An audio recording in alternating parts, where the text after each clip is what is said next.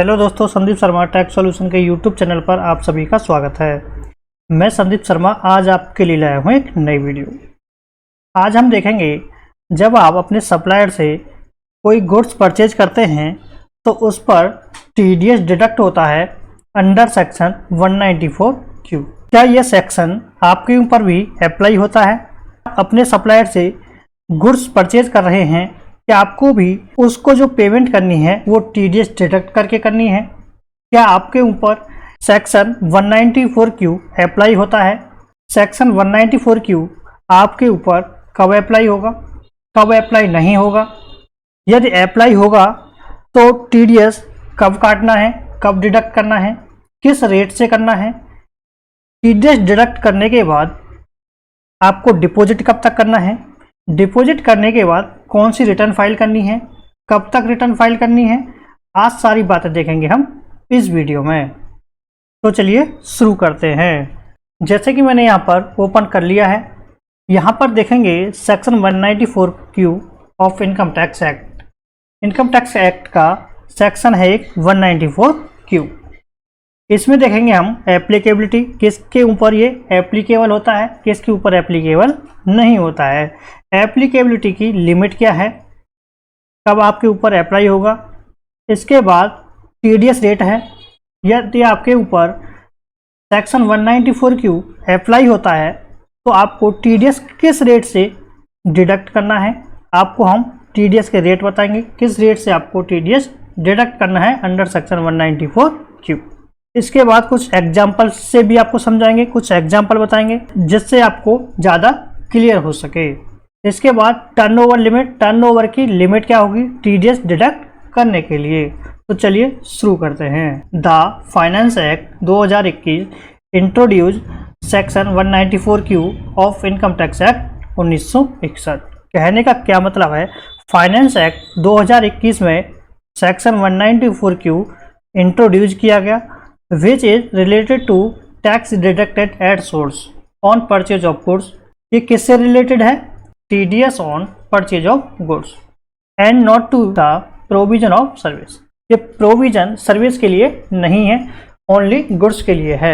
यदि आप किसी सप्लायर से सर्विस परचेज कर रहे हैं तो ये सेक्शन उस पर अप्लाई नहीं होगा, ये प्रोविजन उस पर अप्लाई नहीं होगा, केवल ये गुड्स के लिए है। आप गुड्स परचेज कर रहे हैं किसी भी सप्लायर से तो उस पर यह सेक्शन अप्लाई होगा। इसके बाद section 194Q applies to whom, एक किस पर अप्लाई होगा? This section applies to a buyer in the following cases. ये सेक्शन बायर पर अप्लाई होगा कुछ फॉलोइंग केसेस में, जैसे कि ए बायर हुज टर्नओवर और ग्रॉस रिसीव्ड और sales in the immediately preceding financial year was more than 10 crore and a buyer responsible for making payment of a sum to the resident seller, and such payment is to be done for the purchase of goods of the value aggregate of the value exceeding 50 lakh। कहने का क्या मतलब है, एक buyer जिसकी turnover gross receipt या cell preceding financial year में कितनी थी, 10 करोड़ या उससे ज़्यादा थी। एक बायर जिसकी टर्नओवर ग्रॉस रिसीप्ट या sales preceding financial year, immediately preceding financial year में 10 करोड़ या उससे ज़्यादा थी। A buyer is responsible for a make payment of a sum to the resident seller. जो बायर है वो रेस्पॉन्सिबल है किसके लिए, पेमेंट करने के लिए, किसको, रेजिडेंट सेलर को। And such payment is to be done for the purchase of goods of the value aggregate of the value exceeding 50 lakh. कहने का क्या मतलब है, ऐसी पेमेंट 50 लाख से अधिक की वैल्यू की परचेज ऑफ गुड्स के लिए की जानी है। एक बायर रेस्पॉन्सिबल है पेमेंट करने के लिए रेजिडेंट सेलर को। कौन सी पेमेंट करने के लिए? ऐसी पेमेंट जो 50 लाख से अधिक की वैल्यू के परचेज ऑफ गुड्स के लिए की जानी है। एक बायर 50 लाख से अधिक के गुड्स परचेज करता है और उसकी पेमेंट करने के लिए वो रेस्पॉन्सिबल है तो उस पर यह सेक्शन अप्लाई होगा। इसके बाद एक एग्जाम्पल से समझ लेते हैं, ज़्यादा आपको क्लियर हो जाएगा। एग्जाम्पल है, for a financial year that ended on March 31, 2024 a buyer whose turnover was more than 10 crore in that year need to deduct TDS from their resident seller on the purchase of goods above 50 lakh in the current financial year 24-25। कहने का क्या मतलब है, एक financial year जो and हुआ है हमारा 31 मार्च 2024 को, और उसमें बायर की जो टर्नओवर है कितनी है, 10 करोड़ या उससे ज्यादा है। जो 31 मार्च को हमारा फाइनेंशियल ईयर खत्म हुआ है, एंड हुआ है, उसमें बायर की जो टर्नओवर है वो कितनी है, 10 करोड़ या उससे ज्यादा थी। तो बायर को नीड है TDS डिडक्ट करने के लिए, किसका, सेलर का। जब आप कोई गुड्स परचेज कर रहे हैं और आपकी टर्नओवर 31 मार्च को 10 करोड़ या 10 करोड़ से ज़्यादा हो चुकी है, तो आपको TDS डिडक्ट करने की नीड है, किसका, जिससे आप परचेज कर रहे हैं, जो आपका सेलर है। कब करना है, on the purchase of goods above 50 lakh. जब आप 50 लाख से ज़्यादा के गुड्स परचेज कर रहे हैं तो आपको TDS डिडक्ट करना है। कब से करना है, इन द करंट फाइनेंशियल ईयर 24-25। यदि आप करंट फाइनेंशियल ईयर में 50 लाख से ज्यादा के गुड्स परचेज करते हैं तो आपको सेलर का TDS डिडक्ट करना होगा।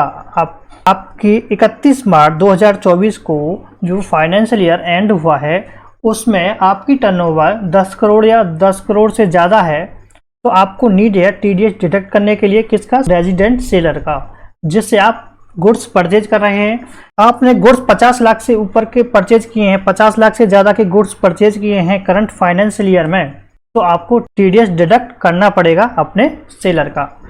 किस रेट से करना पड़ेगा मैं आपको बता देता हूँ। Rate of TDS tax is to be deducted at source at the rate of 0.1% on the amount of exceeding 50 lakh in a financial year from a seller from whom the buyer has purchased goods worth more than 50 lakh. आपको TDS deduct करना है 0.1% के हिसाब से। जो TDS deduct करने का जो रेट है कितना है, 0.1%।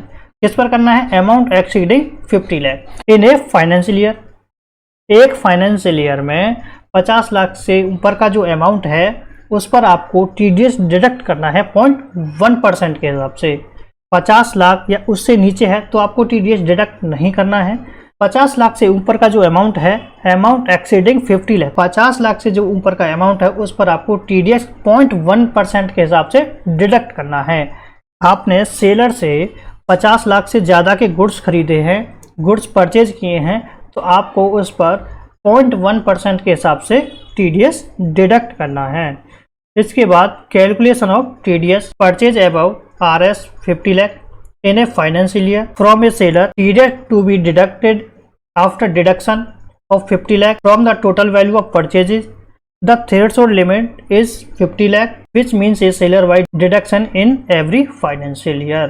कहने का क्या मतलब है, आपने एक फाइनेंशियल ईयर में सेलर से 50 लाख से ज़्यादा के गुड्स परचेज किए और जो हमें डिडक्शन मिलती है अंडर सेक्शन 194Q 50 लाख रुपए की, 50 लाख आपको डिडक्ट कर लेने हैं। उसके बाद जो अमाउंट बचता है, परचेज का जो टोटल अमाउंट है उसमें से आपको 50 लाख रुपए की डिडक्शन को लेस कर लेना है। उसके बाद जो अमाउंट बचता है उस पर आपको TDS डिडक्ट करना है। विच मीन से सेलर वाइज, आपको सेलर वाइज ये TDS डिडक्ट करना पड़ेगा एवरी फाइनेंशियल ईयर। प्रत्येक साल आपको ये सेलर वाइज TDS डिडक्ट करना पड़ेगा यदि आप 50 लाख से ऊपर की किसी भी सप्लायर से परचेज करते हैं तो। इसके बाद एग्जाम्पल्स हैं, ये एग्जाम्पल से समझ लेते हैं, ज़्यादा क्लियर हो जाएगा। Let's say buyer purchase goods worth 20 lakh 3 times each from a seller, मैंने he bought total goods of 60 lakh.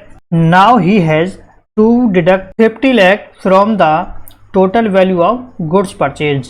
The TDS has to be deducted only RS 10 lakh at the rate of 0.1%। कहने का क्या मतलब है, आप एक बायर हो, आपने 20 लाख रुपए की 3 बार में 3 टाइम्स आपने परचेज की, किससे, सेलर से। इसका मतलब हुआ कि आपने 20 लाख रुपए की 3 बार में परचेज किया तो कितना हो गया, 60 लाख हो गया। टोटल गुड्स आपने कितने के परचेज किए, 60 लाख रुपए के। 60 लाख रुपए के आपने टोटल गुड्स परचेज किए हैं, 20 लाख रुपए के आपने 3 बार में 60 लाख के टोटल गुड्स परचेज किए हैं। Now he has to deducted 50 lakh from the total value of goods purchase. जो हमें 50 लाख की डिडक्शन मिलती है अंडर सेक्शन 194Q, वो हमको क्या कर लेनी है, डिडक्ट कर लेनी है। जो हमारी टोटल वैल्यू ऑफ गुड्स कितनी है 60 लाख रुपए। जो हमें डिडक्शन मिलती है अंडर सेक्शन 194 की वो कितनी है 50 लाख रुपए। तो हमने 60 लाख रुपए में से 50 लाख की डिडक्शन ले ली तो कितनी बची 10 लाख रुपए। The TDS has to be deducted only 10 lakh रुपए एट द रेट 0.1%। 60 लाख रुपए में से 50 लाख रुपए की हमने डिडक्शन ले ली, कितने बचे 10 लाख रुपए। 10 लाख रुपए पर 0.1% के हिसाब से आपको TDS डिडक्ट करना है। इसके बाद एप्लीकेबिलिटी ऑफ सेक्शन 194Q। जो ये सेक्शन है 194Q कब से एप्लीकेबल है? Section 194Q of the ITA is applicable from 1 जुलाई 2021। ये सेक्शन 194Q कब से एप्लीकेबल है? 1 जुलाई 2021 से एप्लीकेबल है। So the TDS has to be deducted only on purchases. जो आपको TDS डिडक्ट करना है केवल किस पर करना है? परचेज पर करना है आफ्टर 1 जुलाई 2021। 2021 के बाद जो आपको TDS डिडक्ट करना है केवल किस पर करना है? परचेजेज पर करना है, ना कि सेल पर। जो हमारा 194Q है वो किसकी बात करता है? TDS on purchase of goods. However the threshold limit of purchase of RS 50 lakh has to be taken into account from 1 April 2021। ये सेक्शन तो अप्लाई हुआ है कब से? 1 जुलाई 2021 से। जो हमें 50 लाख की जो लिमिट है थ्रेशोल्ड लिमिट है कब से देखनी है, कब से लेनी है? 1 अप्रैल 2021 से। अब आपको यहाँ पर क्लियर हुआ होगा। इसके बाद एक एग्जांपल ले लेते हैं। If a buyer has purchase goods worth 80 lakh from a seller. एक बायर ने परचेज की है 80 लाख रुपए की, किससे? एक सेलर से। Then he has to deduct the first 50 lakh from it as an initial deduction under section 194Q and then deduct the TDS on the remaining 30 lakh at 0.1%. So the TDS applicable in this case would be 3000। कहने का क्या मतलब है?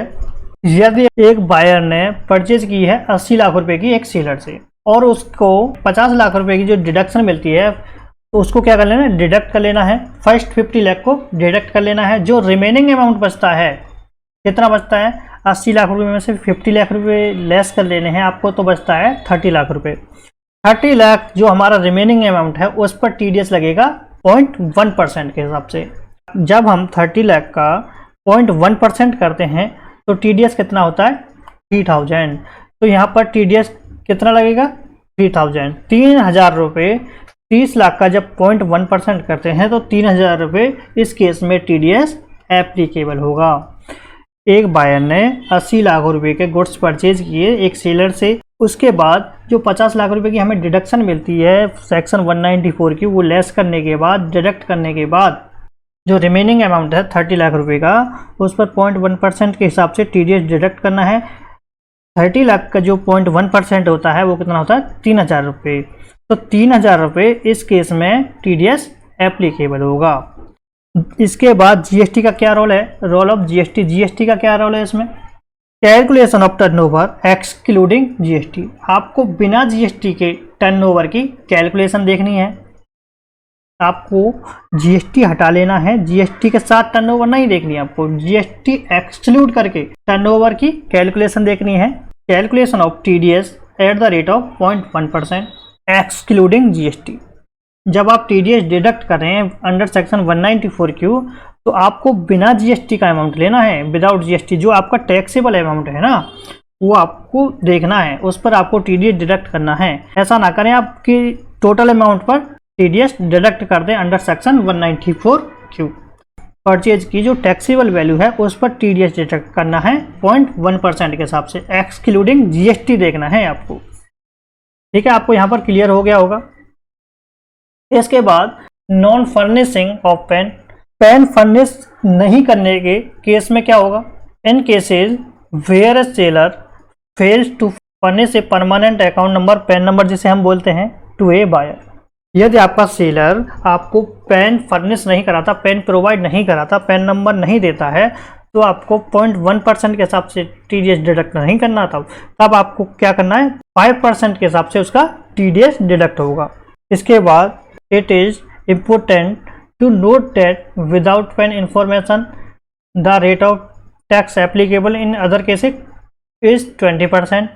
In the cases of section 194Q the TDS rate applicable is 5%. कहने का क्या मतलब है? जब आप किसी का TDS डिडक्ट कर रहे हैं और जो इसका आप TDS डिडक्ट कर रहे हैं, जो आपका डिडक्टी है वो आपको पैन इन्फॉर्मेशन प्रोवाइड नहीं कराता, पैन इन्फॉर्मेशन नहीं देता, तो अदर केसेस में होता क्या है, उस पर 20% TDS लगता है। लेकिन अंडर सेक्शन 194 क्योंकि TDS 5% के हिसाब से एप्लीकेबल है। जो अदर सेक्शन है, अदर सेक्शन में आप पैन प्रोवाइड नहीं कराओगे तो उसमें कितना लगेगा, 20% के हिसाब से TDS डिडक्ट होता है। लेकिन अंडर सेक्शन 194 क्यों कितना TDS रेट एप्लीकेबल है, 5%। यहाँ पर 20% का रेट एप्लीकेबल नहीं है। 194 क्यू में जब आपका डिडक्टी या सेलर आपको पेन प्रोवाइड नहीं कराता है, पेन इन्फॉर्मेशन प्रोवाइड नहीं कराता है, तो आपको TDS 5% के हिसाब से डिडक्ट करना है। TDS की जो डिपॉजिट की ड्यू डेट है वो क्या रहेंगी, TDS डिपॉजिट ड्यू डेट। अब आपने TDS तो डिडक्ट कर लिया, अब आपको डिपॉजिट भी कराना है। तो डिपॉजिट कब तक कराना है ये हम देख लेते हैं। The TDS is to be deposit on or before the 7th day of the month following the month in which the TDS is deducted। कहने का क्या मतलब है, जिस मंथ में आपने TDS डिडक्ट किया है उस मंथ का जो TDS है आपको कब तक जमा कराना है, नेक्स्ट मंथ की 7 तारीख से पहले आपको TDS क्या करना है, डिपॉजिट करना है। जैसे कि यहाँ पर एक एग्जांपल ले लेते हैं, एग्जांपल से आपको ज़्यादा क्लियर हो जाएगा। जैसे कि for example if the deduction month is January, जनवरी मंथ में आपने TDS क्या किया, डिडक्ट किया। The due date of payment कितनी रहेगी, 7 फरवरी।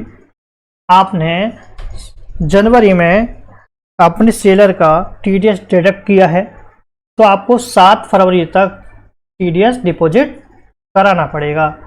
इसके बाद however in the case of March, March के केस में आपको TDS कब तक डिपॉजिट कराना है, 30 अप्रैल तक। आप 30 अप्रैल तक TDS डिपॉजिट कर सकते हैं ओनली मार्च मंथ का। अप्रैल से फरवरी तक आपको 7th day of the month कराना है और मार्च का जो TDS है वो 30 अप्रैल तक आप डिपॉजिट करा सकते हैं।